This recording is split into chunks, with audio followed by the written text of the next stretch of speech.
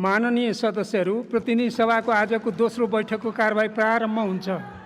सर्वप्रथम माननीय अर्थमन्त्री श्री जनार्दन शर्मालाई प्रतिनिधि सभा नियमावली 2075 को नियम 149 को उपनियम 1 र 5 बमोजिम आर्थिक विधेयक 2078 विनियोजन विधेयक 2078 र राष्ट्र ऋण उठाउने विधेयक 2078 प्रस्तुत गर्न अनुमति दिन्छु।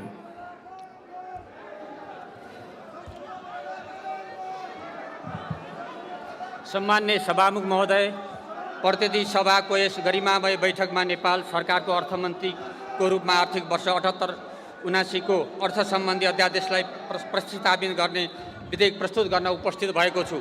नेपालको राजनैतिक सामाजिक परिवर्तनका लागि बलिदान गर्ने सम्पूर्ण शहीदहरूप्रति हार्दिक श्रद्धाञ्जली प्रकट गर्छु। बेपत्ता पारिएका प्रति सम्मान प्रकट गर्न चाहन्छु। सरकार अविच्छिन्न हुने भएकाले पूर्ववर्ती सरकारले अध्यादेश मार्फत घोषणा गरेको आर्थिक वर्ष 78-79 को आय व्ययसँग सम्बन्धित अध्यादेशहरू प्रतिनिधि सभामा मैले प्रस्तुत गरिसकेको छु।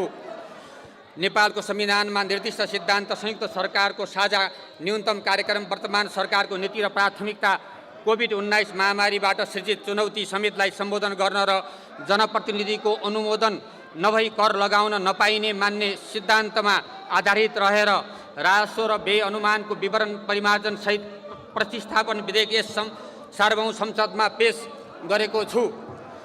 नयाँ सरकार गठन भएपछि देशको वर्तमान आर्थिक अवस्थाको यथार्थ चित्रण झल्कने जानकारी सम्बद्ध 2078 साउन 26 गते मैले सम्मानित सदन समक्ष पेश गरिसकेको छु।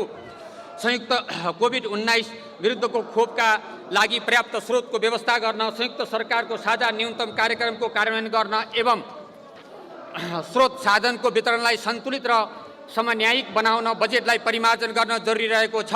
पूर्व तयारी नभएका आर्थिक तथा प्राविधिक दृष्टिकोणले सम्भाव्य नदेखिएका प्रस्तावित आयोजना एवं स्रोतको सुनिश्चितता नभएका आयोजनाहरूको पुनः प्राथमिकरण गर्नुपर्ने भएको छ र वित्त व्यवस्थापन पारदर्शी र अनुमानयोग्य बनाउनुपर्ने एवं साधन स्रोतको महत्तम उपयोग गरी समष्टिगत आर्थिक स्थायित्व कायम गरी उच्च दरको आर्थिक वृद्धि हासिल गर्नुपर्ने भएकोले आर्थिक वर्ष 78-79 को आय व्यय सम्बन्धी अध्यादेशमा केही परिमार्जन गरेको छु।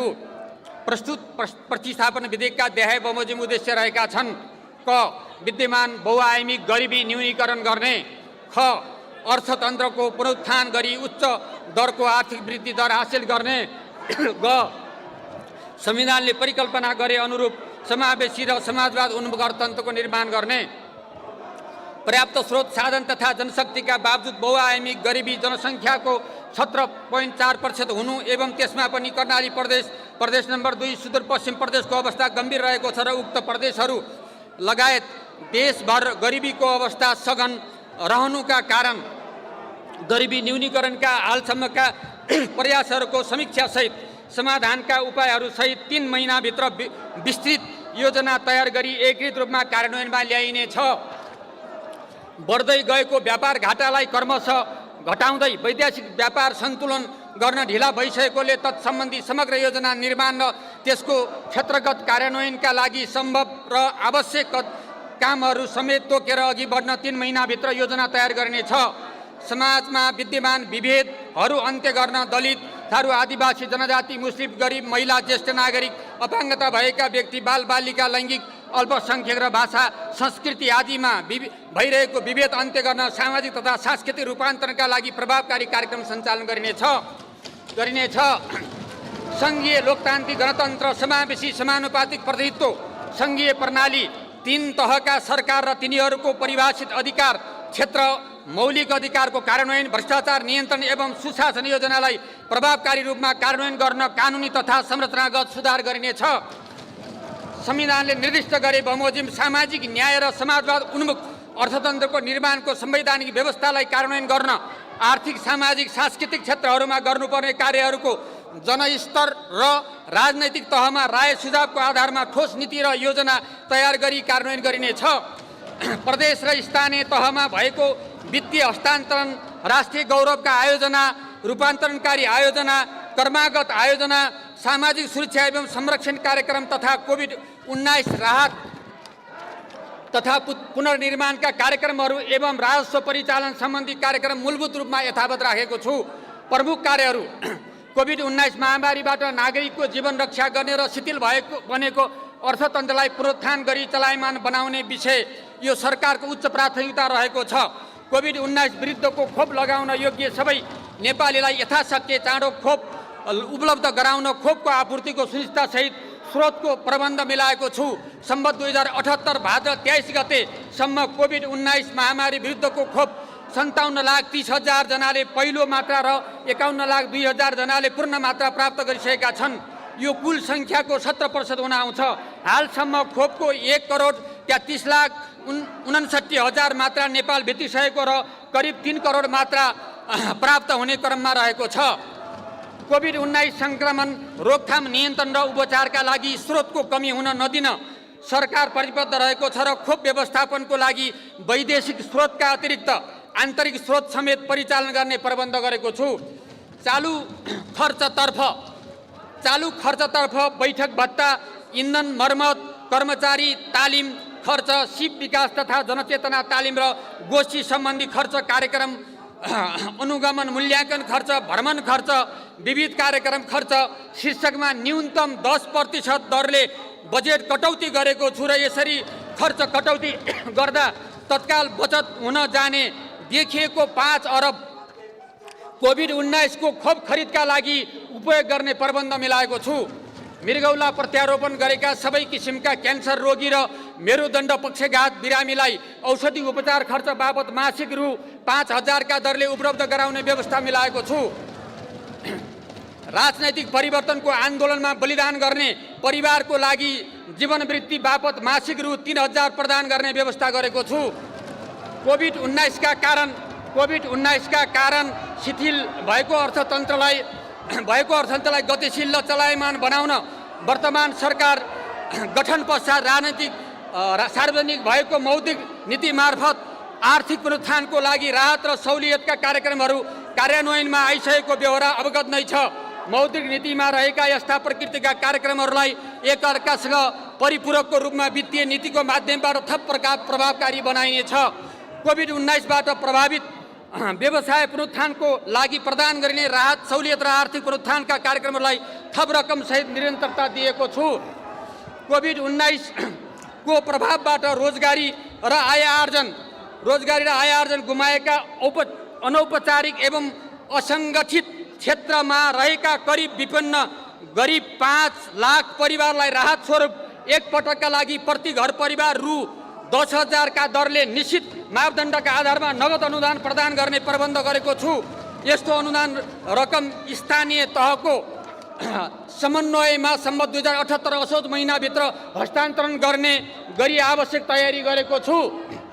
कृषि उत्पादनका लागि उपलब्ध जमिन, हावापानी, बजारको सदुपयोग गर्दै कृषि उत्पादनमा तीव्रता ल्याउन किसानहरूका लागि कृषि सामग्री प्रविधिको प्रयोग एवं ज्ञान, तालिम, ढुवानी एवं बजार व्यवस्था लगायतका समस्यालाई सहजीकरण गरी कृषि क्षेत्रमा लाग्नेहरूलाई प्रेरित गर्न प्रधानमन्त्री कृषि आधुनिकीकरण कार्यक्रम अन्तर्गत प्रदेश स्तरमा एक-एकवटा वृहत उत्पादन प्रशोधन अनुसन्धान तालिम एवं प्रसार कार्य नमुनाको रूपमा सञ्चालन गर्न सरकार, निजी क्षेत्र, सरकारी र कृषि सहकारी समूहको संयन्त्र निर्माण गरी कार्यान्वयन गर्ने प्रबन्ध मिलाएको छु। कृषिलाई उद्योगसँग जोड्ने ससाना प्रशोधन केन्द्रहरूको स्थापना गर्ने, त्यसको केन्द्रमा साना मझौला र ठुला उद्योगहरू, स्वदेशी कच्चा पदार्थमा आधारित अन्य उद्योगहरू स्थापनाका लागि विभिन्न समितिको छुट सुविधा तथा सहुलियत पुनः प्रदान गर्ने प्रबन्ध मिलाएको छु। कृषि तथा पशुजन्य व्यवसायमा रहेको जोखिम न्यूनीकरण गरी यस क्षेत्रमा किसानहरूको आकर्षण वृद्धि गर्न कृषि बाली तथा पशु बिमाको दायरा विस्तार गरी दिँदै आएको बिमा प्रिमियर अनुदान साबिकको 50%बाट वृद्धि गरी 80% पुर्याएको छु। सहकारी संस्थाको अनुगमन सम्बन्धी नीति र संयन्त्र बनाइने सरकारी संस्थाले भगिनी कम्पनी खडा गरी आफ्नो ऋण लगानीको 50% हिस्सा कृषि तथा उत्पादनमूलक क्षेत्रमा लगानी गर्ने व्यवस्था गरिनेछ। राज्यबाट प्रदान गर्ने सबै प्रकारका सामाजिक सुरक्षा कार्यक्रमबाट राज्य कोषमा पर्न गएको चाप कम गर्न, यसका लागि दिगो आम्दानीको स्रोत व्यवस्थापन गर्न उच्च आय प्राप्त हुने क्षेत्रमा लगानी प्रबन्ध गरिनेछ। सामाजिक सुरक्षाका सबै कार्यक्रमलाई एकीकृत गरी थप प्रभावकारी बनाउन आवश्यक कानुनी तथा संस्थागत व्यवस्था मिलाउन अध्ययन गरिनेछ।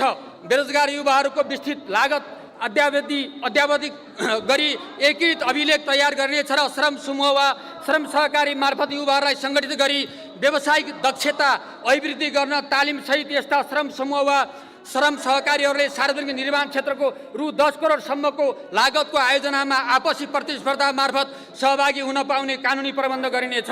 सरकारबाट सञ्चालन हुने श्रममूलक रोजगार कार्यक्रममा विभिन्न दलित एवं अति गरिब नागरिकहरूलाई पहिलो प्राथमिकता दिइनेछ। लघु तथा साना मझौला उद्योग, व्यावसायिक कृषि, युवा उद्यम, महिला उद्यम, वैदेशिक रोजगारबाट फर्किएका व्यक्ति, दलित समुदाय, व्यवसाय विकास कार्य लगायतका उत्पादनका क्षेत्रमा स्वरोजगार बनाउन बिना धितो प्रदान गरिने सहुलियतपूर्ण कर्जाका लागि ब्याज अनुदान कार्यक्रममा विस्तार गरेको छु। यस्ता युवाहरूलाई सिप तथा उद्यमशीलता तालिममा प्राथमिकता दिई वाणिज्य बैङ्कका शाखाहरूलाई प्रत्यक्ष पालिकामा कम्तीमा 500 बेरोजगार युवाहरूलाई यस्तो ऋण प्रवाह गरी स्वरोजगार बनाउने व्यवस्था मिलाएको छु। राष्ट्रिय महत्त्वका जलविद्युत आयोजना, अन्तर्राष्ट्रिय विमानस्थल, भूमिगत मार्ग तथा सडक मार्ग, रेल मार्ग जस्ता पूर्वाधार विकास आयोजना, सिमेन्ट उद्योग, स्टिल उद्योग, कृषि आधारित उद्योग, पर्यटन सेवासँग सम्बन्धित उद्योग तथा 300 भन्दा बढी स्वदेशी कामदारलाई रोजगार दिने र 50% भन्दा बढी स्वदेशी कच्चा पदार्थ उपयोग गर्ने उत्पादनशील उद्योगमा गरिने लगानीलाई विशेष प्रोत्साहनको व्यवस्था गरेको छु।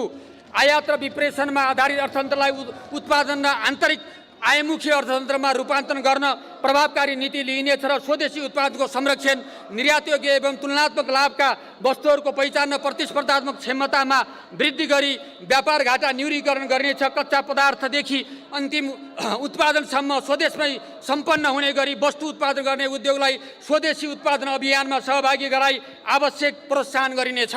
औद्योगिक उत्पादनको लागतलाई कम गरी अन्तर्राष्ट्रिय बजारमा नेपाली उत्पादनलाई प्रतिस्पर्धी बनाउन एक उच्च स्तरीय सहजीकरण समिति गठन गरिनेछ।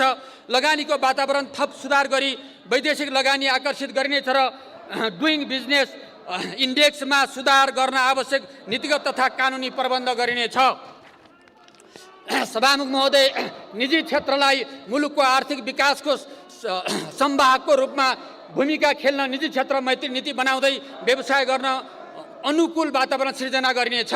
समृद्ध नेपाल निर्माणको आधारको रूपमा रहेको सडक निर्माणलाई योजनाबद्ध रूपमा कार्यान्वयन गर्न सडक सञ्जालको नक्साङ्कन तयार गरी सङ्घ, प्रदेश र स्थानीय तहको प्रष्ट क्षेत्राधिकार तोकी सडक निर्माण गर्ने नीति लिइनेछ। आर्थिक प्राविधिक दृष्टिकोणबाट अध्ययन नभएका र पूर्व तयारी नभएका प्रदेश तथा स्थानीय तहबाट कार्यान्वयन गर्न सकिने प्रकृतिका करिब 1400 सडक आयोजना आवश्यकता र औचित्यताको आधारमा खारेजी वा प्रदेश वा स्थानीय तहमा हस्तान्तरण गर्ने गरी हाल त्यस्ता योजनाहरूको कार्यान्वयन स्थगित गरेको छु। सुरुङ मार्ग, विद्युत प्रसारण लाइन, विमानस्थल तथा नयाँ प्रविधिमा आधारित अन्य यातायात पूर्वाधार, जलविद्युत आयोजना, ठुला जलाशय, विश्वविद्यालय, ठुला पूर्वाधार निर्माण, निजी क्षेत्र इन्जिनियरिङ खरिद निर्माण लगानी EPCF विधिबाट निर्माण गर्न सक्ने व्यवस्था मिलाइनेछ। एक्सप्रेस रोड, सुरुङ मार्ग, द्रुत मार्ग, फ्लाइओभर जस्ता पूर्वाधार निर्माण तथा सञ्चालनका लागि निजी क्षेत्रलाई प्रोत्साहन गरिने नीति लिएको छु।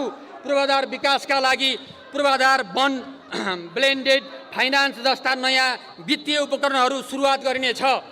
200 मेगावाट भन्दा माथिका जलाशय तथा अर्ध जलाशय युक्त जलविद्युत आयोजनाका लागि छुट सुविधा र सहुलियत दिई लगानी आकर्षित गर्ने प्रबन्ध गरेको छु। जलस्रोतको बहुउपयोगका लागि नयाँ योजना तयार गर्दा जल विद्युत उत्पादन क्षमता, सिँचाइको सम्भाव्यता र खानेपानीको स्रोतको पहिचान गर्न एकीकृत नक्साङ्कन तयार गरिनेछ।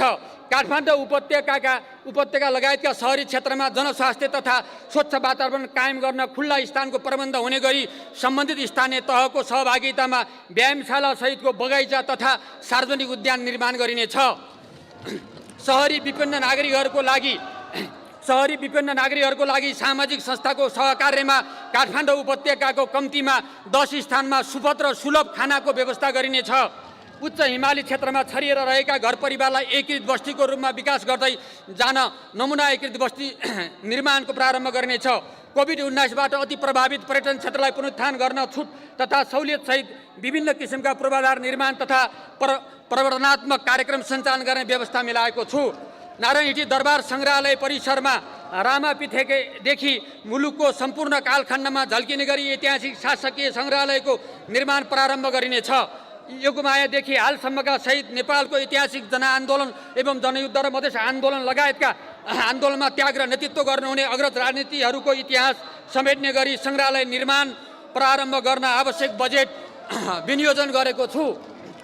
नेपालको धर्म संस्कृति परम्परा प्रदर्शित हुने गरी जनशक्ति उत्पादन गर्न प्रविधिमा पहुँच अभिवृद्धि गर्दै शिक्षाको गुणस्तर सुधार गर्न प्रत्येक प्रदेशमा कम्तीमा एउटा शैक्षिक उत्कृष्टता केन्द्र स्थापना गरिनेछ।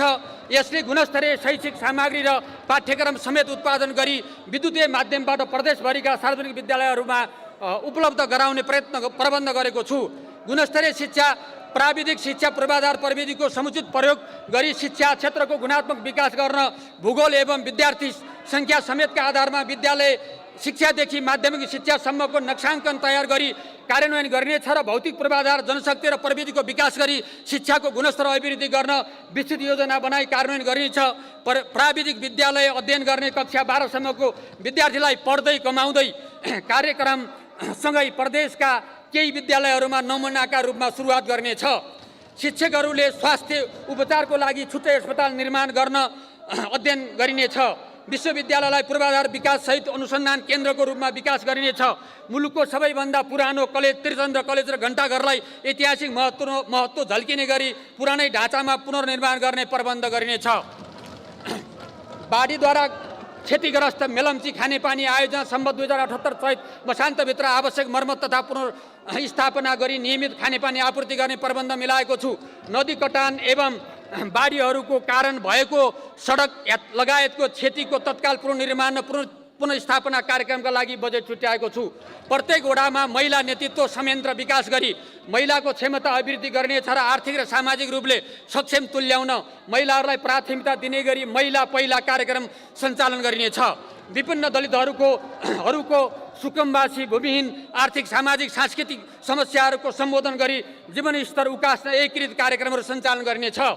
संविधानले प्रत्याभूति गरेको आवासको हकलाई कार्यान्वयन गर्न आवासविहीन दलितहरूको लागि कर्णाली प्रदेश र प्रदेश नम्बर 2 का साथै सबै प्रदेशमा व्यवस्थित आवास योजना विस्तार गरिनेछ। यस्ता वर्गलाई लक्षित स्वरोजगारका कार्यक्रम सञ्चालन गरिनेछ। नेपाल जलवायु परिवर्तनका प्रतिकूल असरहरूको उच्च जोखिम क्षेत्र रहेको सन्दर्भमा जलवायु परिवर्तनबाट जनजीवनमा परेको जोखिमलाई न्यूनीकरण गर्न जलवायु अनुकूल न्यूनीकरण र पुनरुत्थान कार्यक्रम सञ्चालन गरिनेछ र जलवायु मैत्री दिगो दरिलो र समावेशी हुने गरी विकास योजना र कार्यक्रमहरू कार्यान्वयन गरिनेछ। जोखिमयुक्त क्षेत्रको पहिचान गरी बसोबास र विकास निर्माण कार्य व्यवस्थित गर्न आधुनिक प्रविधिको माध्यमबाट भौगोलिक अध्ययन स्क्यानिङ गरी सोको आधारमा विकास निर्माण लगायतको कार्यक्रम सञ्चालन गरिनेछ।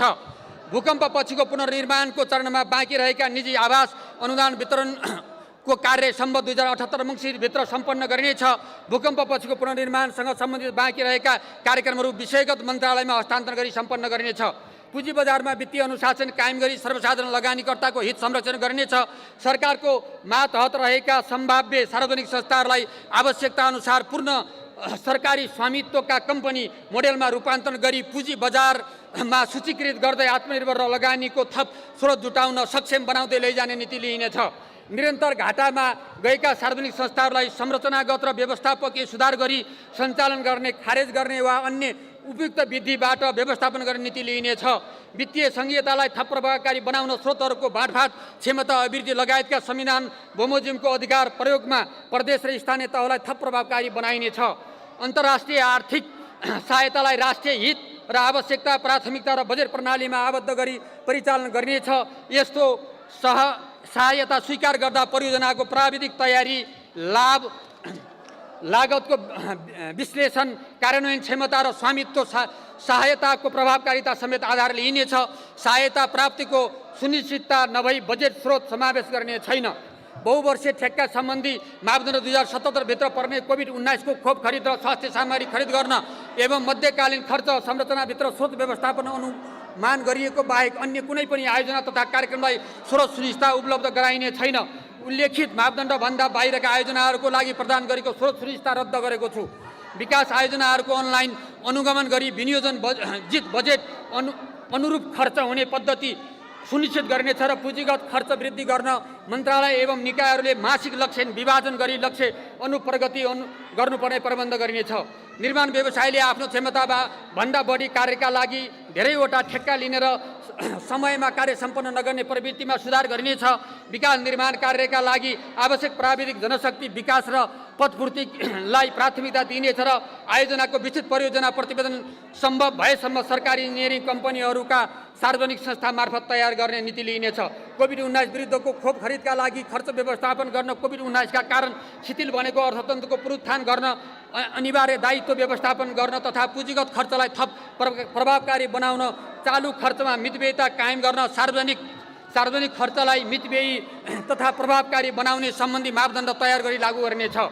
अनुत्पादक क्षेत्रमा सार्वजनिक ऋणको उपयोग भविष्यमा सामा ब्याज तथा भुक्तानीका लागि राजस्वको ठूलो हिस्सा छुट्याउनु पर्ने, भावी पुस्तालाई ऋणको भार थपिने जाने, निजी क्षेत्रमा प्रभाव हुने, वित्तीय स्रोत सङ्कुचित हुने जोखिम रहने हुँदा सार्वजनिक ऋणलाई राष्ट्रिय आवश्यकता पुँजी निर्माण, उच्च प्रतिफलयुक्त र उत्पादनशील क्षेत्रमा मात्र उपयोग गर्ने नीति लिएको छु।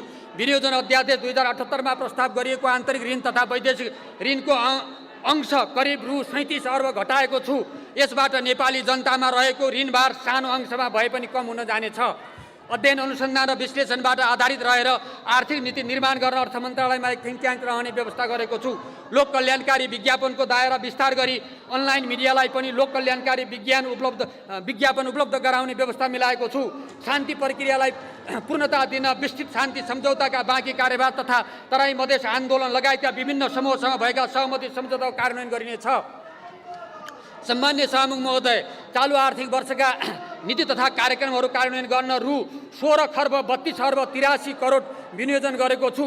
कुल विनियोजन मध्ये सङ्घले खर्च गर्ने चालुतर्फको रु 6 खर्ब 77 अर्ब 19 करोड अर्थात् 41.42%, पुँजीगत तर्फ रु 3 खर्ब 78 अर्ब 10 करोड अर्थात् 23.16%, वित्तीय व्यवस्था तर्फ रु 1 खर्ब 89 अर्ब 44 करोड अर्थात् 11.60% र प्रदेश र स्थानीय तहमा वित्तीय हस्तान्तरण तर्फ रु 3 खर्ब 87 अर्ब 30 करोड अर्थात् 23.72% रहेको छ। वित्तीय हस्तान्तरण तर्फ विनियोजित बजेट मध्ये चालु खर्चमा समानीकरण अनुदान सहित रु 3 खर्ब 25 अर्ब 75 करोड अर्थात् 84.11% र पुँजीगत तर्फ रु 61 अर्ब 55 करोड अर्थात् 15.89% रहेको छ।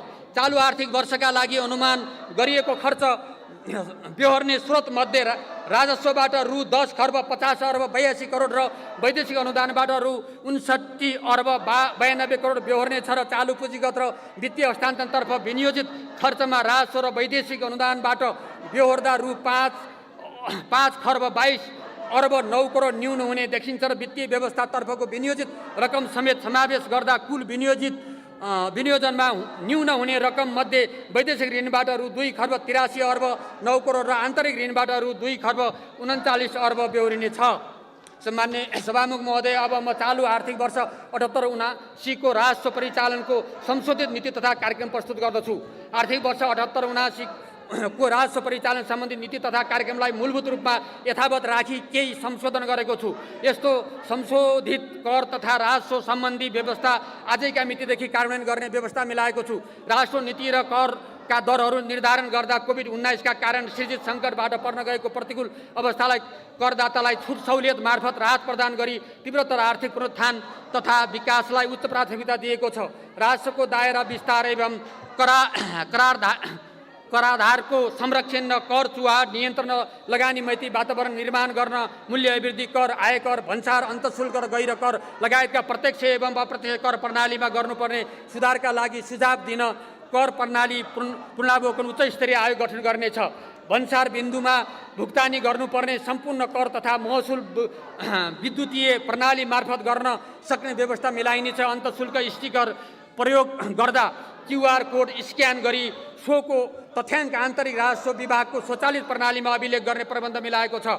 व्यवसाय सञ्चालनमा संलग्न नरहेको कुनै बासिन्दा प्राकृतिक व्यक्तिले नेपाल बाहिर सफ्टवेयर वा यस्तै प्रकृतिको अन्य विद्युतीय सेवा उपलब्ध गराए वा सामाजिक सञ्जालमा सर्वदृश्य सामग्री अपलोड गरे बापत विदेशी मुद्रा भुक्तानी प्राप्त गरेको भए सम्बन्धित बैंक, वित्तीय संस्था वा मुद्रा हस्तान्तरण मनी ट्रान्सफर गर्ने संस्थाहरूले त्यस्तो भुक्तानी प्रदान गर्दा प्राप्त रकमको 1% का दरले अग्रिम कर असुल गर्ने व्यवस्था मिलाएको छु।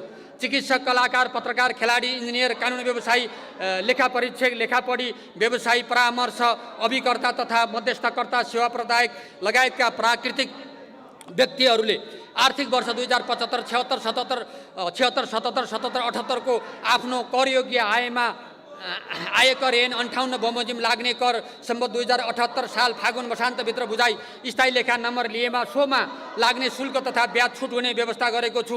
त्यसरी कर बुझाएमा सोभन्दा अगाडिको आयमा लाग्ने आयकर तथा मूल्य अभिवृद्धि कर मिना हुने व्यवस्था गरिएको छ। सम्बत 2082 साल चैतसम्म वित्तीय व्यवस्थापन सम्पन्न हुने 200 मेगावाट माथिका जलाशय तथा अर्ध जलाशययुक्त जलविद्युत आयोजनाले व्यापारिक कारोबार सुरु गरेको मितिले पहिलो 15 वर्ष पुरै र त्यसपछि 6 वर्षसम्म 50% आयकर छुट दिने व्यवस्था गरेको छु।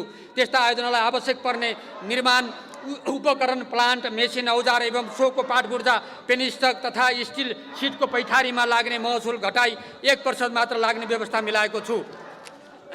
पर्यटन क्षेत्रसँग सम्बन्धित उद्योग वा अन्तर्राष्ट्रिय उडान सञ्चालन गर्ने हवाई कम्पनीहरूलाई लगानीका आधारमा आयकर छुट सम्बन्धी विशेष छुट सहुलियत प्रदान गर्ने व्यवस्था मिलाएको छु। नक्कली बिल बिजक, नक्कली अन्तःशुल्क स्टिकरको प्रयोग एवं अन्तःशुल्कजन्य चुहावट नियन्त्रण गर्न कडाइका साथ अनुगमन, सूक्ष्म निगरानी एवं वृहत अनुसन्धानलाई तीव्रता दिइनेछ। स्वास्थ्य खोप, अक्सिजन ग्यास तथा टाइजर प्याड उत्पादन गर्ने उद्योगलाई उत्पादन सुरु भएको मितिले 3 वर्षसम्म लाग्ने करमा 100% र त्यसपछिको 2 वर्षसम्म 50% छुट दिइनेछ। पूर्वानुमानित तथा कारोबारमा आधारित आय विवरण र कर दाखिला गरेमा करदाताले आर्थिक वर्ष 73-74 देखि 76-77 सम्मको आफ्नो कारोबार घोषणा गर्दा कारोबार अङ्क फरक परेको भएमा त्यस्ता करदाताले आफ्ना सम्बत 78 साल चैत मसान्तभित्र प्रत्येक आर्थिक वर्षको वास्तविक कारोबार घोषणा गरी फरक परेको बिक्री रकमको 1.5% कर दाखिल गरेमा करदाताले घोषणा गरेको हदसम्मको कर अन्तिम हुने व्यवस्था गरेको छु। कम्पनी ऐन 63 तथा प्राइभेट फर्म रजिस्ट्रेसन 2014 अनुसार आर्थिक वर्ष 75-76 सम्मको वार्षिक विवरण नबुझाएका तथा नवीकरण नगरेका कम्पनी तथा फर्मले सम्बत 78 साल पुष वर्षान्तभित्र विवरण र शुल्क तथा जरिवानाको 5% रकम बुझाएमा बाँकी शुल्क तथा जरिवाना मिना दिने व्यवस्था गरेको छु। सम्मान्य सभामुख महोदय, प्रतिस्थापन विधेयक मार्फत सरकारले लिएका नीति तथा कार्यक्रमहरूको कार्यान्वयन सम्बत 2078 चैत्रभित्र कोभिड-19 विरुद्धको खोप सबैलाई उपलब्ध हुने भई आर्थिक विकास क्रियाकलाप विस्तार हुने हुँदा 7% को आर्थिक वृद्धि दर हासिल हुने अनुमान गरेको छु। मुद्रास्फीति दर 6.5% सीमित हुने अनुमान गरेको छु। अन्तमा नेपालको आर्थिक र सामाजिक विकासमा सहयोग पुर्याउने सबै आदरणीय करदाता, आम नेपाली दिदीबहिनी तथा दाजुभाइ, राजनैतिक नेतृत्व विधेयक प्रतिस्थापन विधेयक मार्फत नेतृत्व सबैलाई हार्दिक धन्यवाद दिन चाहन्छु र प्रतिस्थापन विधेयक मार्फत प्रस्तुत बजेट कार्यान्वयनमा सङ्घीय संसदका माननीय सदस्यहरू लगायत सम्बन्धित सबैबाट सहयोगको अपेक्षा राखेको छु। सम्मान्य सभामुख महोदयको अनुमतिले आर्थिक विधेयक 2078, विनियोजन विधेयक 2078 र राष्ट्र ऋण उठाउने विधेयक 2078 सदन समक्ष प्रस्तुत गर्दछु। धन्यवाद। मान्य सदस्यहरू, म शोक प्रस्ताव प्रस्तुत गर्दैछु। मान्य सदस्यहरू, म शोक प्रस्ताव प्रस्तुत गर्दैछु।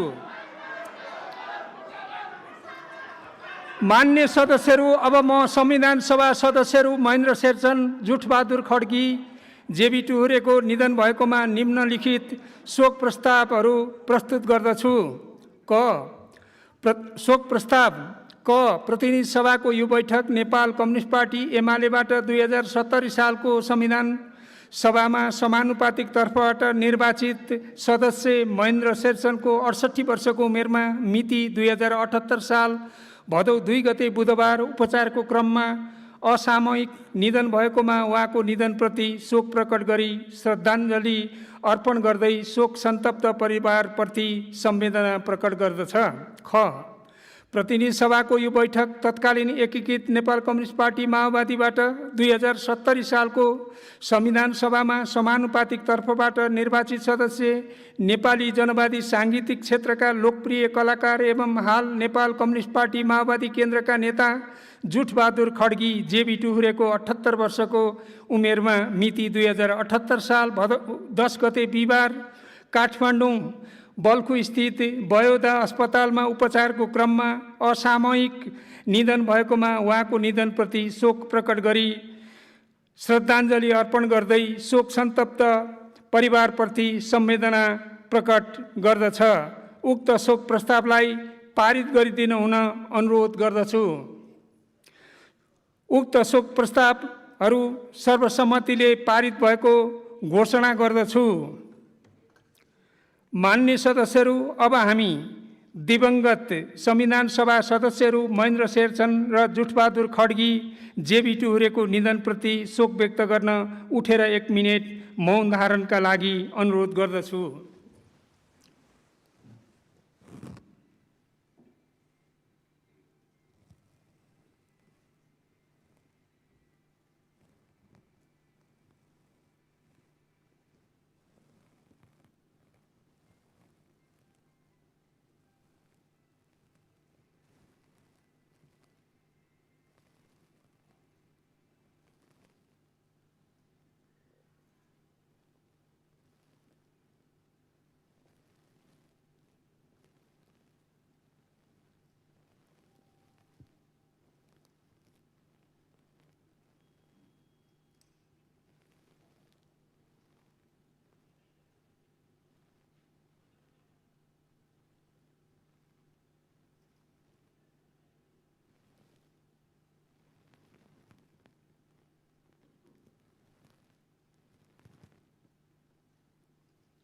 धन्यवाद। माननीय सदस्यहरू, अब अर्को बैठक 2078 साल भदौ 27 गते आइतबार दिनको 1 बजे बस्ने गरी यो बैठक स्थगित हुन्छ।